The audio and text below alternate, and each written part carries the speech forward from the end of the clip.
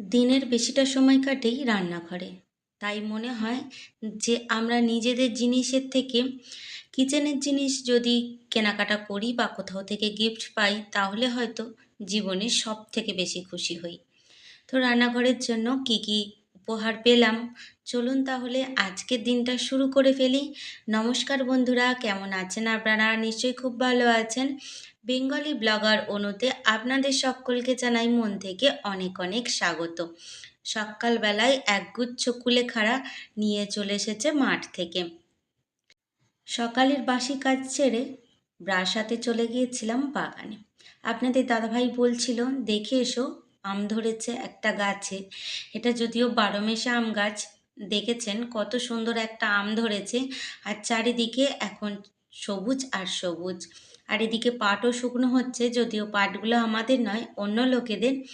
তারপরে বাগান থেকে চলে এলাম। এই তো খালি পেটে খেয়ে নিলাম কুলেখাড়ার রস। সকালবেলায় অনেকটা কুলেখাড়া পাতা নিয়ে চলে এসেছে, একবারে এক সপ্তাহ হয়ে যাবে।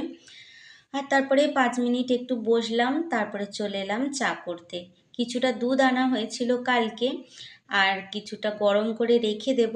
আর এই যে চাও বসিয়ে দিয়েছি। যেহেতু আমাদের ফ্রিজটা নষ্ট, তাই দাদাদের ফ্রিজে রেখে এসেছিলাম। আর সকালবেলা বের করে নিয়ে আসা হয়েছে, তাই ভাবলাম যে একটু জাল দিয়ে রাখি আর কিছুটা দুধ দিয়ে আজকে একটুখানি চাটা বানাই। আর দুদিন ধরে যা খাওয়া দাওয়া হচ্ছে তাতে মনে হচ্ছে হজম শক্তি কোনো সময়ই নড়বড় করতে পারে। কেননা মাছ ভাজা ভুজি এগুলো খেতে যেমন ভালো লাগে, তেমনি হজম করতেও ভীষণ কষ্টকর।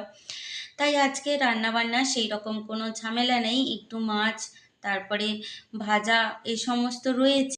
আপনাদের সাথে কথা বলতে বলতে চাটা কিন্তু হয়ে গেছে। সবাইকে এবার চা দিয়ে দেব আর নিজেও খেয়ে নেব।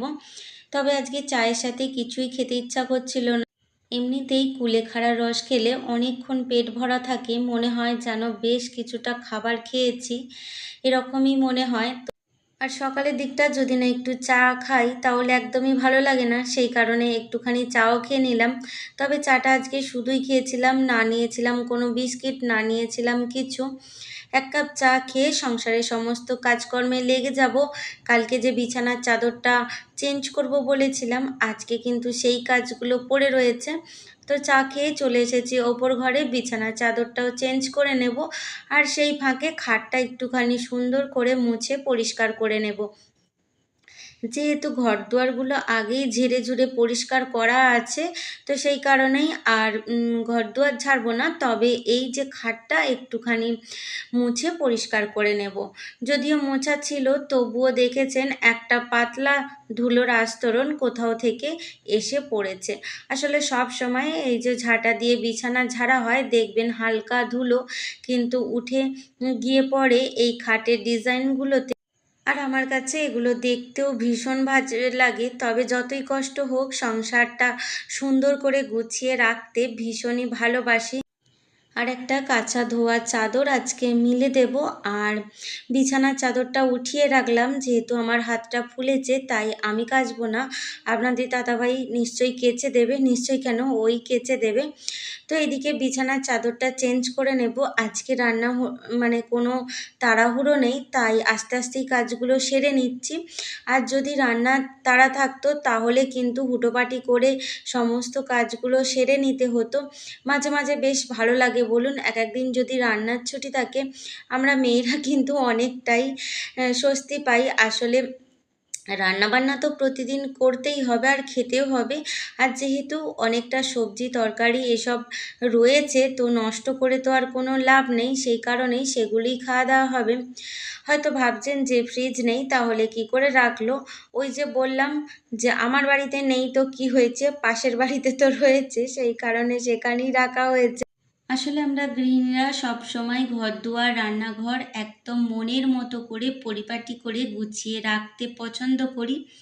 আসলে রান্নাঘর ঘর বলুন পরিপাটি থাকলে কাজের যেমন এনার্জি থাকে, তেমনি মনটাও ভীষণ ভালো হয়ে যায়।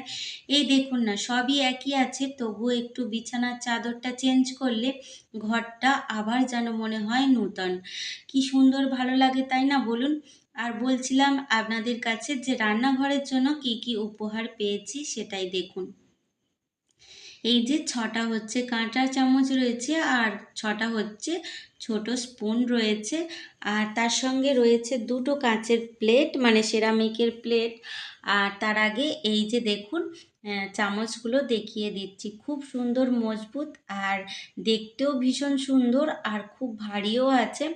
তবে এগুলো আমি একটাও নিজের টাকায় কিনিনি, এগুলো সবই আমাকে দিয়েছে। ওই যে কালকে গিয়েছিলাম আমার দিদির বাড়ি, তো দিদিই দিয়েছে। ওর কর্তামশাই কিন্তু এই ধরনের অনেক গিফট পান।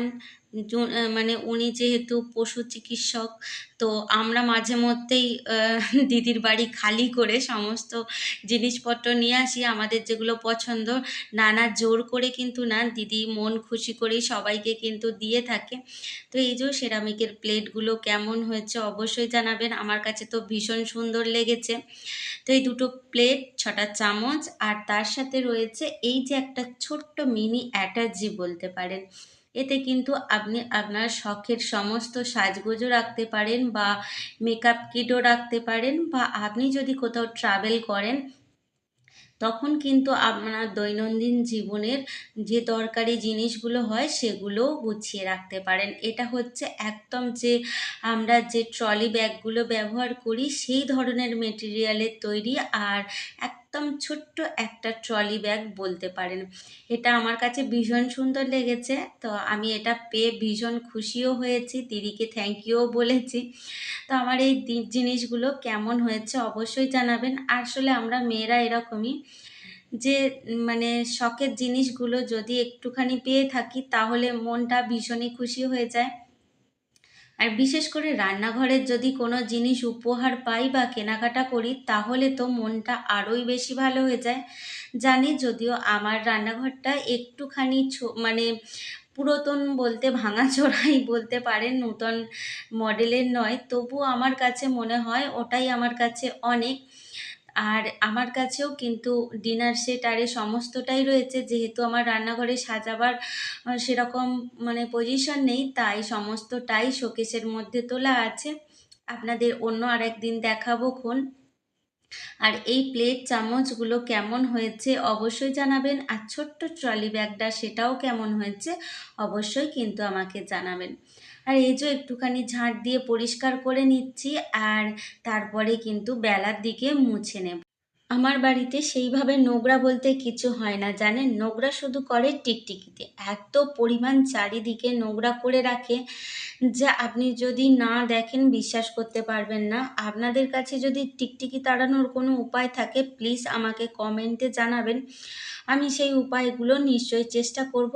আর অনেক দিদিভাইরা সুন্দর সুন্দর কমেন্ট করছেন, আমি দু একদিন কমেন্ট পড়েওছি, কিন্তু হাতে আর ফোন পাচ্ছি না, সেই কারণে কমেন্ট পড়া আর হচ্ছে না। তবে চেষ্টা করব যে আপনাদের কমেন্টগুলো আবারও পড়ার। তবে ভিডিওর এই পর্যায়ে এসে বলি, যদি কোনো কারণে ভিডিওটা একটু হলেও ভালো লেগে থাকে তাহলে প্লিজ চ্যানেলটা সাবস্ক্রাইব করে আমার পাশে থাকবেন, আর একটা মিষ্টি কমেন্ট অবশ্যই করবেন, যাতে নূতন নূতন ভিডিও তৈরি করার অনেকটা উৎসাহ পাই।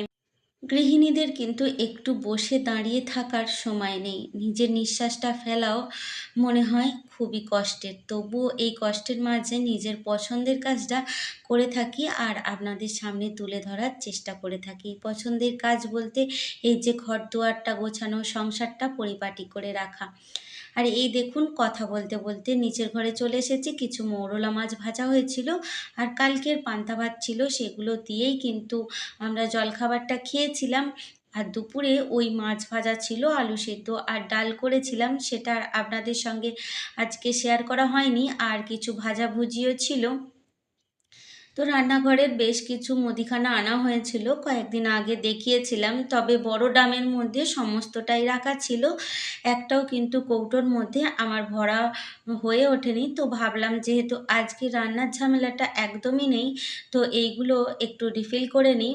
তো এই যে পাউডার দুধটাও কিন্তু রেখে দিলাম এই কৌটোর মধ্যে। কৌটোটা কিন্তু খুবই সুন্দর আর খুব মানে শক্তপোক্ত, একটু বাতাস যায় না এর মধ্যে।